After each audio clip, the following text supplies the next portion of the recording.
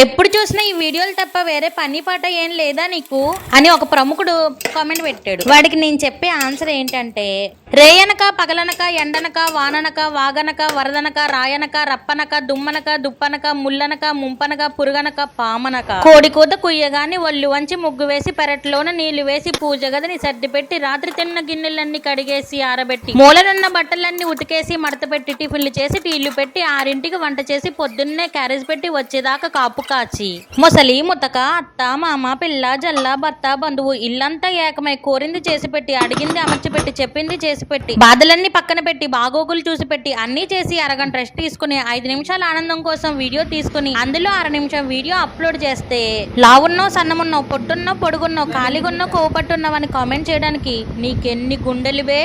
హమ్మైసా dialogue ఎలా ఉందో comment చేయండి. సరే గాని సబ్స్క్రైబ్ చేసుకోవడం మర్చిపోకండి. ఉంటాను.